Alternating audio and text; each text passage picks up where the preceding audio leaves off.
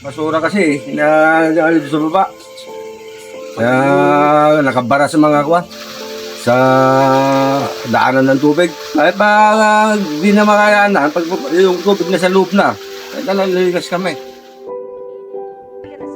Taon-taon, libo-libong mga Pilipino ang humaharap sa suliranin ng pagbaha.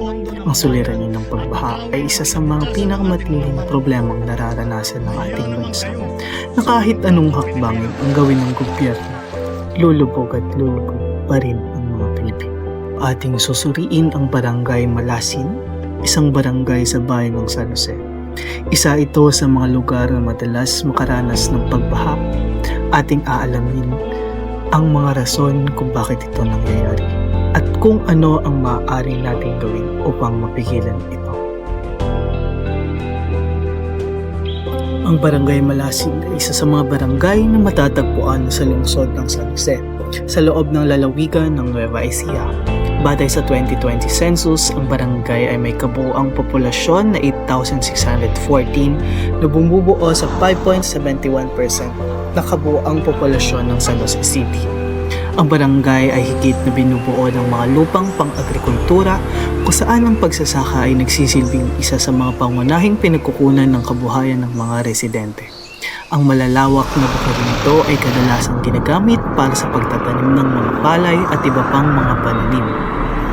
Gayunpaman, dahil sa mababang elevasyon ng Malasin at mga nakapalibot na sakahan, madalas itong bahain, lalo na sa panahon ng malakas na pag-ulan o kapag umaapaw ang mga irigasyon at kalapit na drainage system. Kadalasang nararanasan ang pagbaha sa tuwing panahon ng habagat at tag-ulan, kadalasan sa pagitan ng buwan ng Hunyo at Setyembre. Sa mga buwang ito, sapat na ang isang malakas na buhos ng ulan upang tumaas ang tubig at magdulot ng pagbaha sa Malasin at iba pang mga lugar. Maraming dahilan ang pagbaha. Ang pangunahing sinisisi sa Barangay Malasin ay ang hindi tamang pagkatapon ng mga basura na siyang bumabara sa mga drainage sa nasabing lugar. Isang pagpapatuloy nito ang pahayag ng isang barangay official at ng isang naninirahan sa barangay na nakaranas ng pagbaha. Diyan na mabarayin ko din na. Meron drainage kaya lang unang hindi sapat. Mga ilang tao po kayo niligasyon nung nag-evacuate po sila nung November? 200 plus sila nun kaya lang hindi sa action na. Oo. Kasi iba ko sa dulo na hindi naman mapre. Kasi halo-halo yung may, kasi dalawang part yun, may Santo Niño First at saka Malasin. Sa kasalukuyan, wala pang naging hakbangin ang mga kawani ng Barangay Malasin upang maiwasan ang pagbaha sa kanilang lugar. Oo, meron pa minsan-minsan ang mga clean-up drives, pero hindi ito sasapat upang tuluyang pahupain ang epekto ng baha.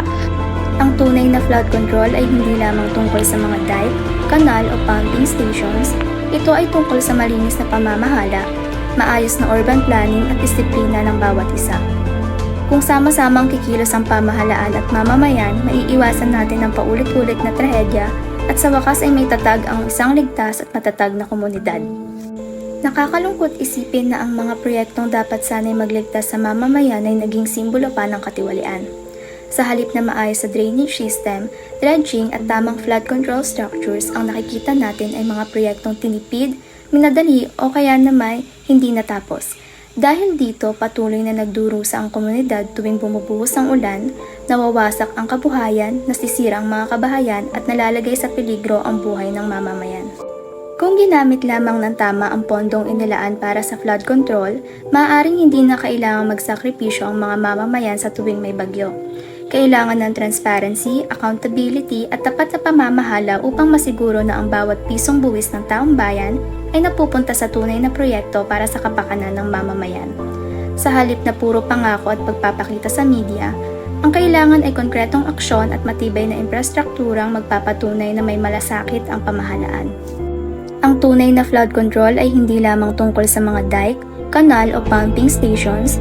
Ito ay tungkol sa malinis na pamamahala, maayos na urban planning at disiplina ng bawat isa.